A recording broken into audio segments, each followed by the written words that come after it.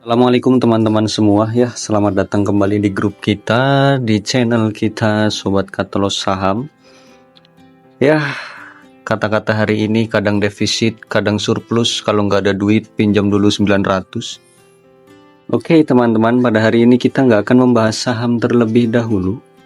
Kita akan bahas indeks pada hari ini yang menurun, yang sempat turun dalam 7%. Bahkan sempat di trading halt juga setengah jam ya. Itu luar biasa, jarang terjadi. Istirahat indeks atau trading halt itu terjadi sejak tahun 1998. Pada waktu itu karena krisis moneter, terus terjadi lagi pada 2020 karena corona, dan pada hari ini 2025 ini karena apa? Maret efek kah atau Ramadan efek ya, itu juga nggak tahu juga. Sampai turun 7% ya, dan berhasil naik kembali ke angka 6223, minus sekitar 3,84% untuk indeks harga saham gabungan. Ini terlalu kentir ya, terlalu gila bagi saya. Karena apa? Berita apa?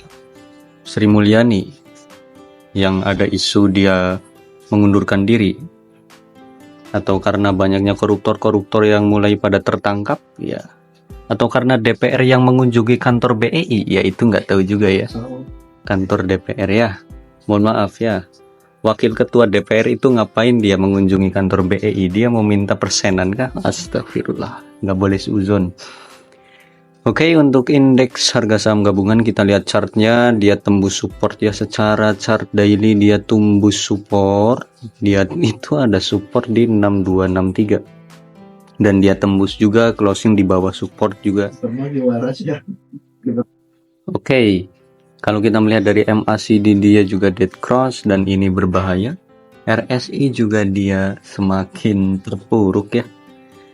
Kalau kita melihat dari chart daily, dia ada potensi untuk turun kembali. Turun kembali. Oke, nanti kesimpulannya belum selesai ini. Kita cek dari chart weekly-nya pun dia polanya indah ya. Tapi pola turun ini sayang sekali ya. Pola turun ini semakin turun juga. Kalau kita lihat dari chart bulanan, nah ini dia jebol garis warna hijau. Jebol garis warna hijau, jebol support juga. Secara MACD bulanan juga dia kurang baik ya. Udah mah dead cross, RSI nya juga nggak bagus. Terus kalau kayak gini gimana guys? Oke, sekarang kita lanjut ke pola dia. Kita cek dari pola dia.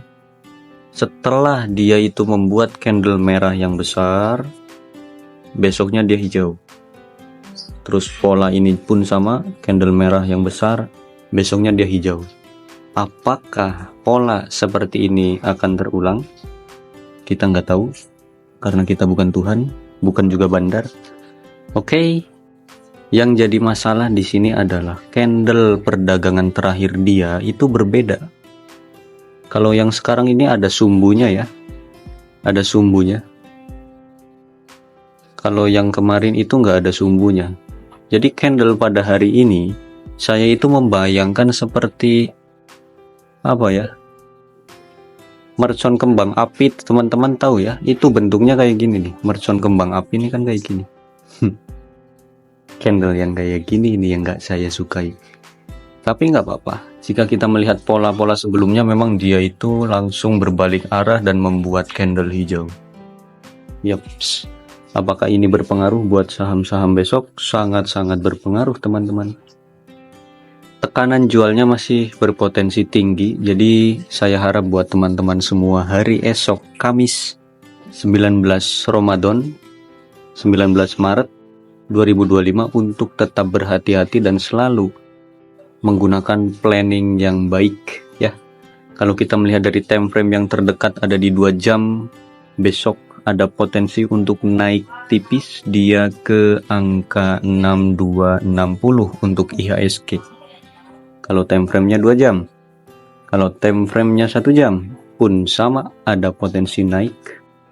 Ya, MACD-nya udah di bawah, RSI juga udah di bawah. Oke, 1 jam, 2 jam masih berpotensi naik.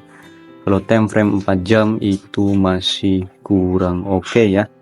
Jadi kalau kita melihat dari time frame terdekat ini, IHSG besok opening berarti ya dari jam 9 sampai jam 10 atau jam 11 sesi 1 berakhir, itu ada potensi IHSG untuk naik terlebih dahulu, dan ini bisa kalian manfaatkan untuk transaksi, untuk trading scalpingan itu boleh, silahkan.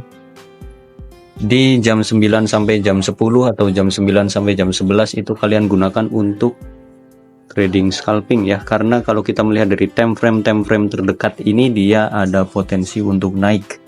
MACD-nya udah bagus, RSI-nya bagus. Ingat ya, cuma jam 9 sampai jam 11. Jadi sekitar 2 jaman.